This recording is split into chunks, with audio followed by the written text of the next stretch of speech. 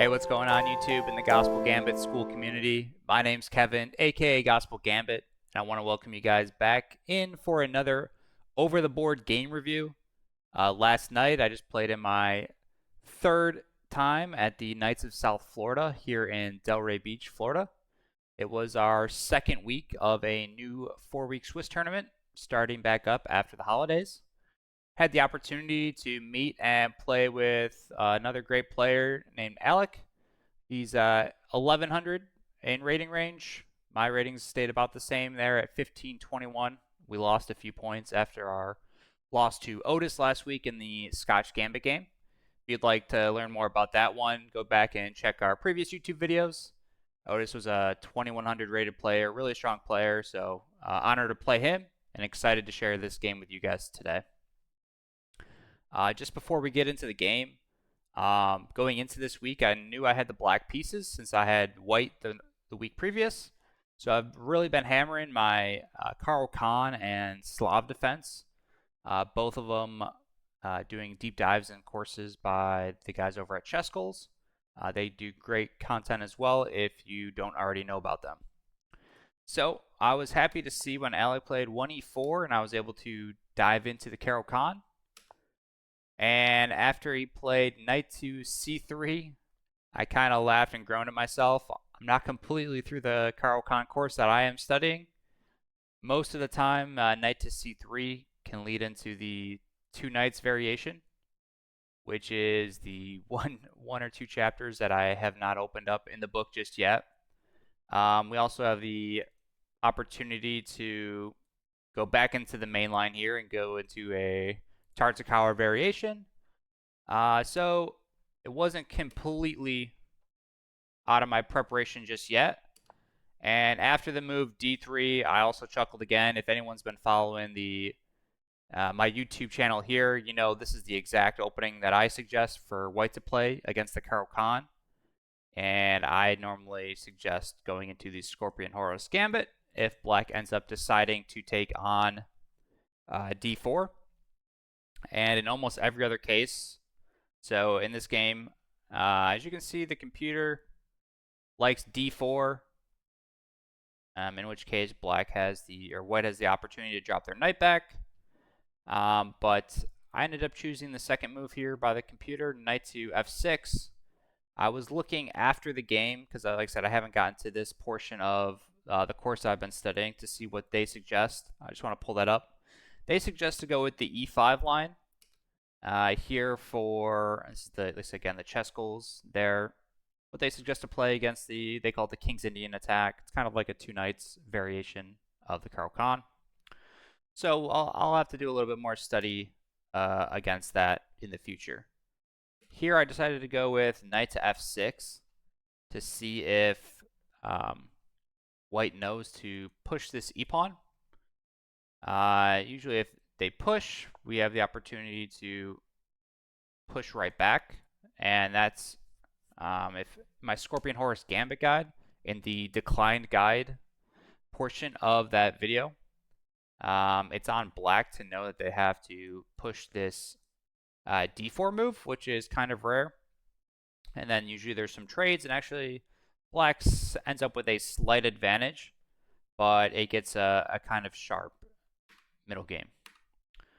So Alec ended up going for an exchange here, which I was kind of happy to see. I think it kind of brought me back to some of my preparation now, as we're kind of in an exchange Caro-Kann, except white has their pawn on d3 instead of d4.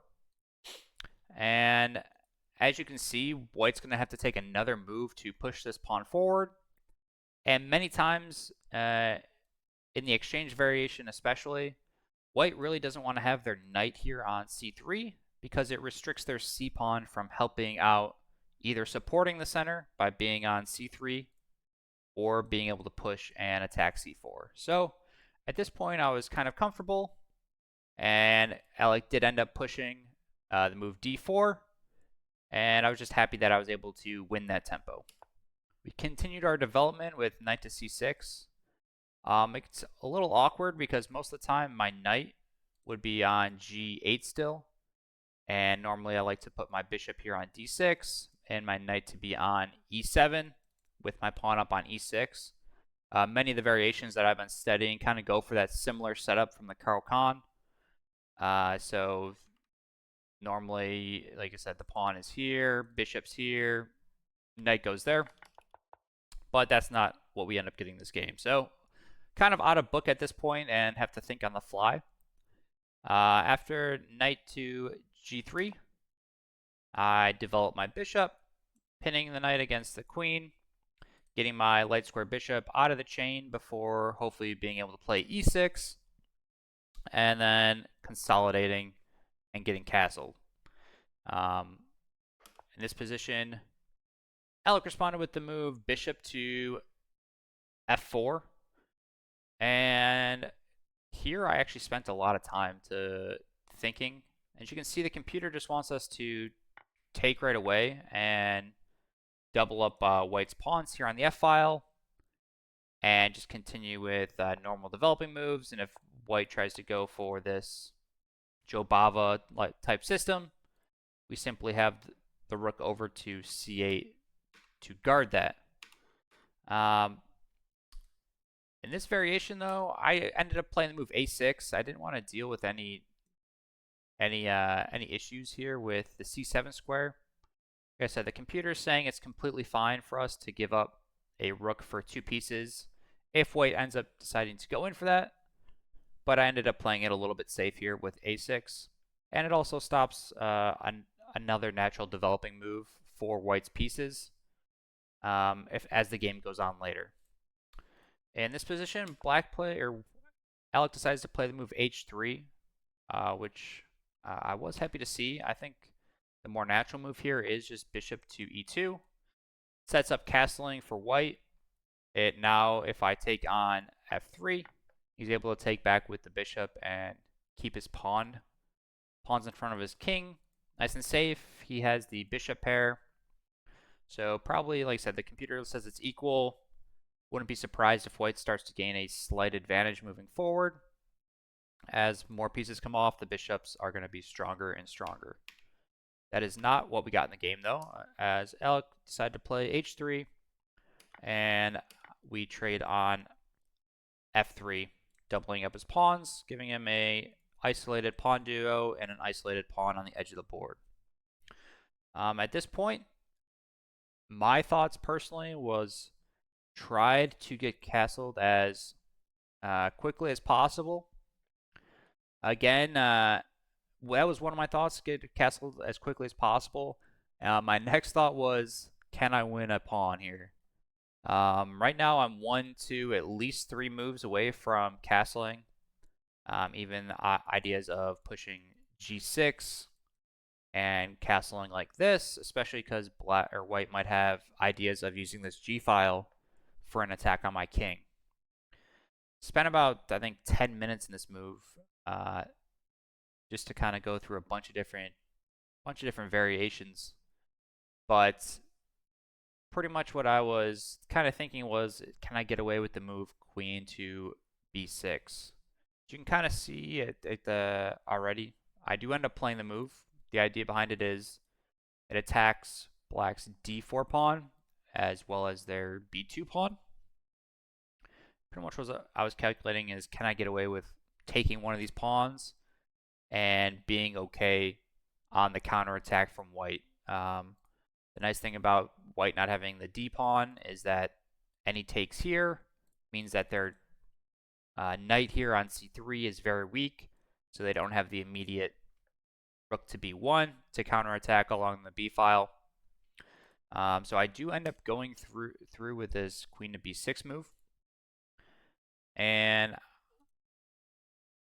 at this point, I think the main kind of variation that I had to look through was, one was knight to a4, and the next was, I thought, bishop to e5, but it looks like that doesn't work defensively for white.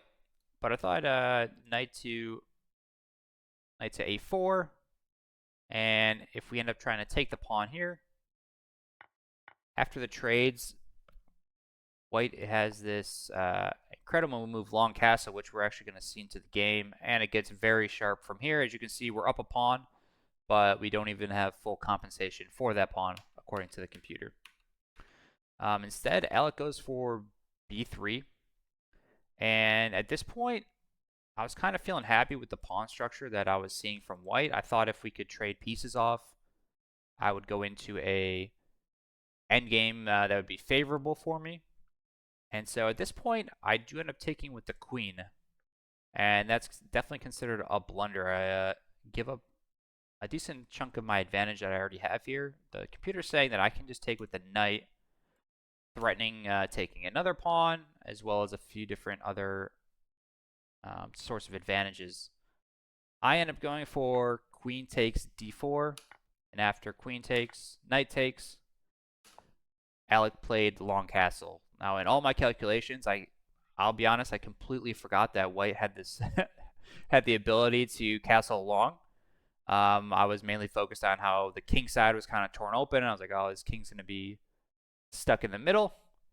Alec finds a great resource here, castling long, and I have to be very careful with how I kind of go forward in this game. I'm up a pawn, but White has a lot of pressure here on the d5 pawn. Obviously my knight's hanging right now on d4, and at this point I took another long think. I desperately wanted a move like e5 to work, or being able to take here and then play e5, but in the long run I end up finding this move, which technically is tied for the top move in knight to e6. Pretty much saying that if I play here, obviously I'm attacking Black's bishop, and it gives me time to further reinforce defenses here of the d5 square. So I drop my knight back. Alec plays bishop to e5. And at this point, I was kind of okay with trying to even liquidate a little bit of these knights in front of my king. Right now, it is very awkward, my pieces, to get castled. I had thoughts of trying to long castle myself, which the computer does like, or play d4, possibly d7, even though that drops the pawn, just to see if I could play moves such as like f7, tuck my king over on f7 as well. I ended up going for the move d4, with the idea being if Black takes, I'll take here, and I would take back with one of these pawns, and then White's bishop, or correction, White's knight is kind of awkward.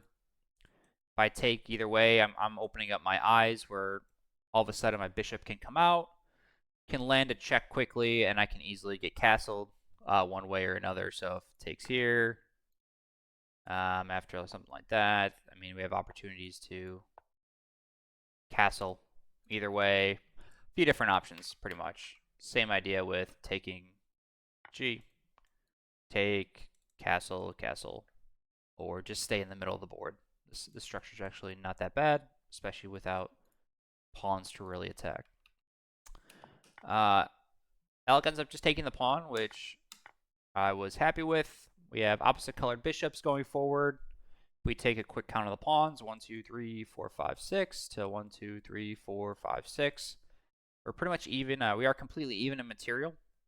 The computer gives us a slight advantage due to, I would assume, the pawn structure, and hopefully the opportunity to possibly get castled.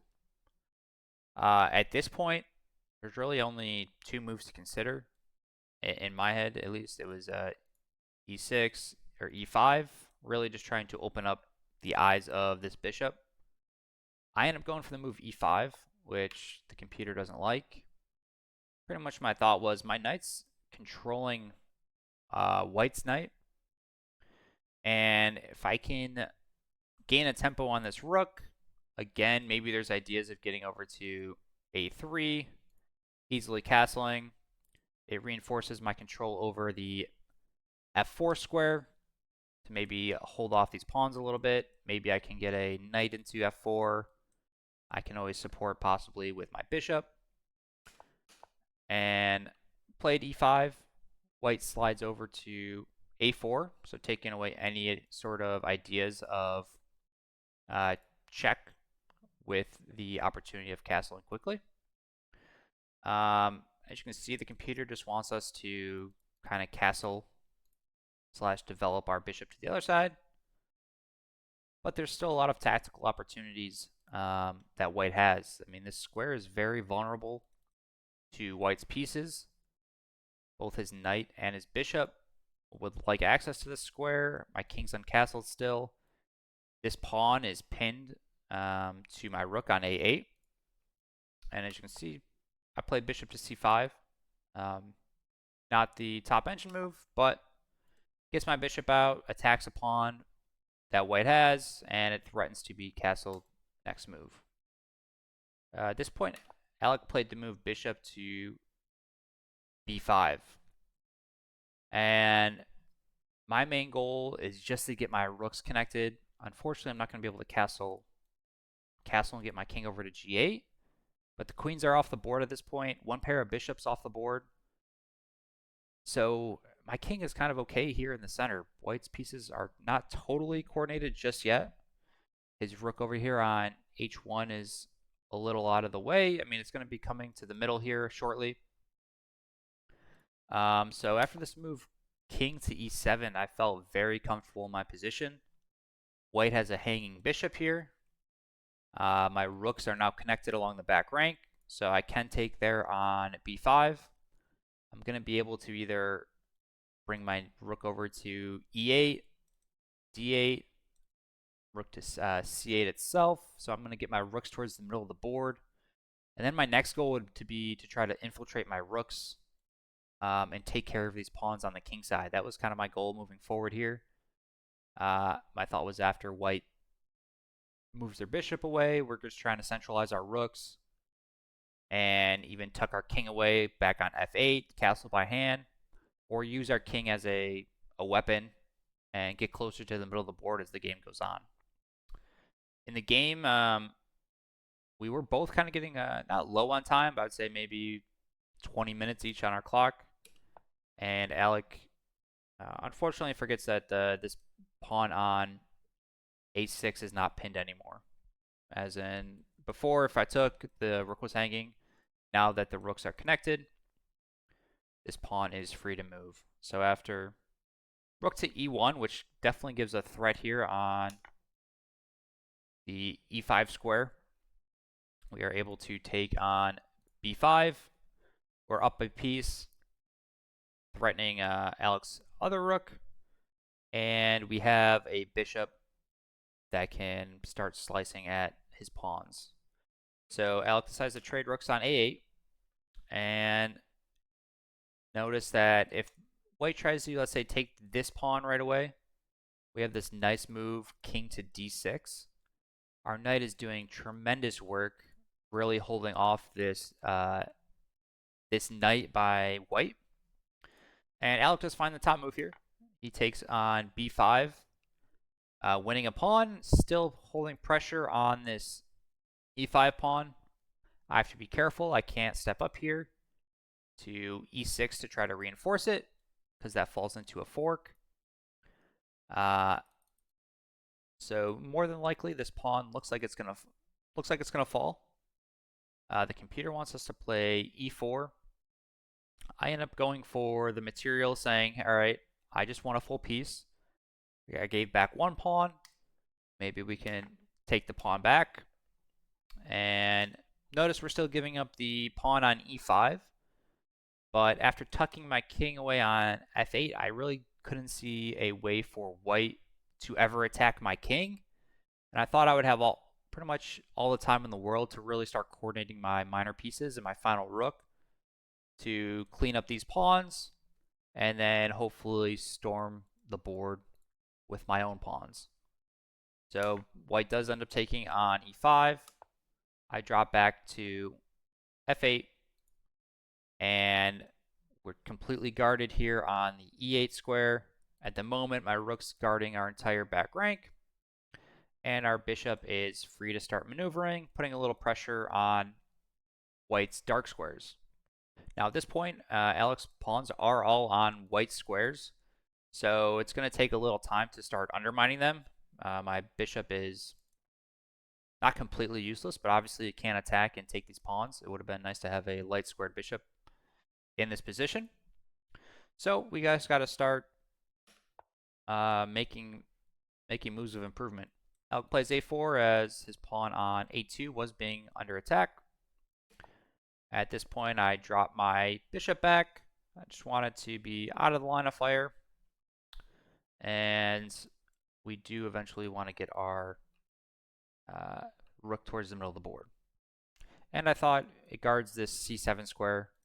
Make white move their rook and guard the c7 square, so there's no funny business with them jumping their knight into c7. Alec drops his rook back, and at this point I go for a rook trade, thinking I'm up a full minor piece. My only real concern right now is that Alec has these 3 pawns, and this pawn on a4 is pretty advanced. So his one, I thought pressure was going to be to try to push these pawns and use this knight and really try to create some havoc or pressure over here on the queen side and see if I slip up. We do end up going into this endgame where Alec has a pawn and I have an extra piece.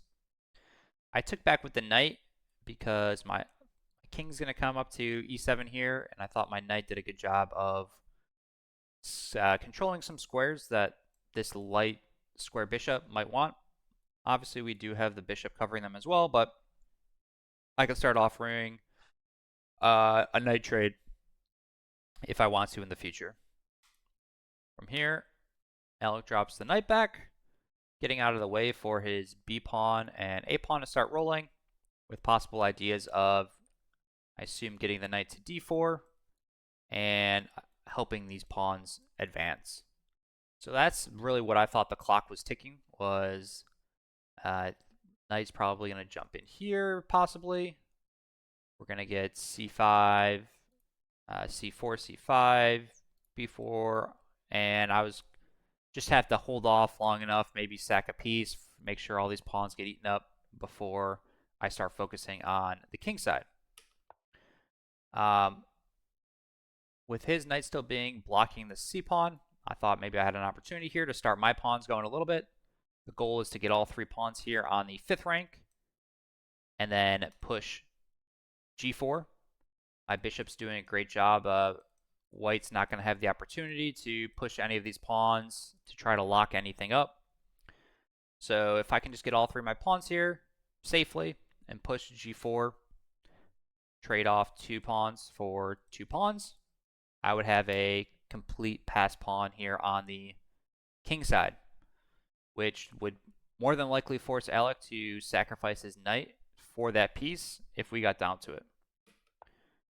Alec dropped his knight back, hitting my bishop. I slid over to f2, taking away squares such as e3 and e1.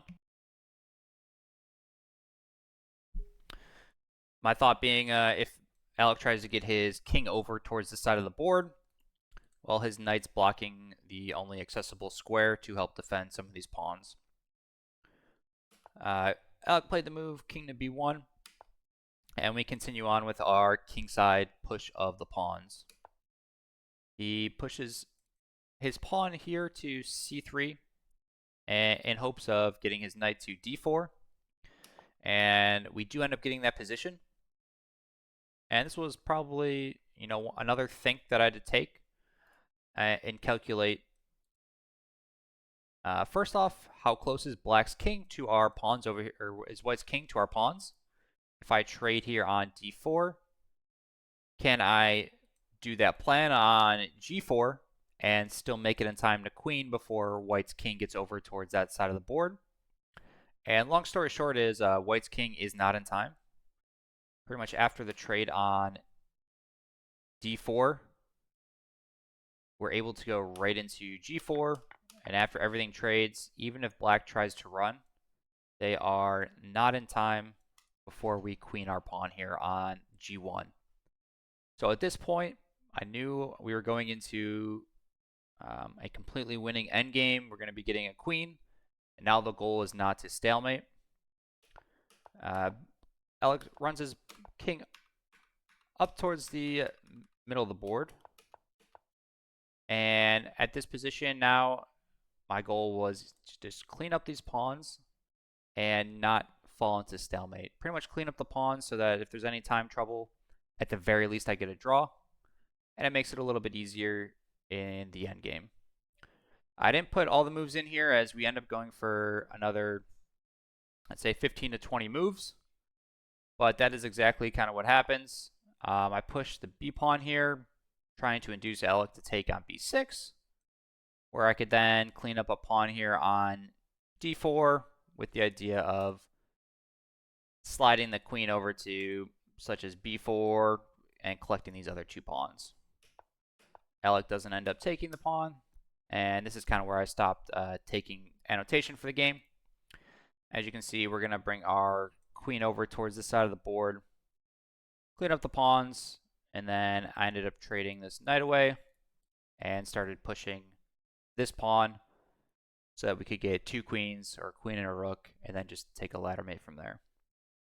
I really appreciate the game from Alec. It was super nice meeting him and talking with him after the game. Again, I kind of laughed. I was trying to study all week for the black side of the pieces, and of course, we dive into a version of the Caro-Kann that I play from the white side of the pieces, but haven't looked at very much from the black side of the pieces. So hoping to kind of clean up that weakness in my own gameplay. If Alec's watching this video, I love this setup by white. It's played in, I believe, almost less than 1% of games against the Caro-Kann. Take a look at my Scorpion Horus Gambit guide, and you can see the reverse from the white side of the pieces. Pretty much, if knight to f6, white should push immediately. And in any other moves, I personally suggest the move f4. And it creates some fun games here in the center, as white has a really fun time with castling short and having most of the time an half open f-file to play with. This was a great practice game headed into this weekend. We have the Delray Beach Open. It's going to be 6 rounds of more classical chess. It's going to be 2 hours with a 5-second delay. We're going to get game reviews of all those rounds to you guys here on the YouTube channel. I appreciate everyone that stayed here till the end. Looking forward to more Wednesday night games here in the future and posting the reviews on Thursday. Hopefully you guys have a great day, and we'll see you next time.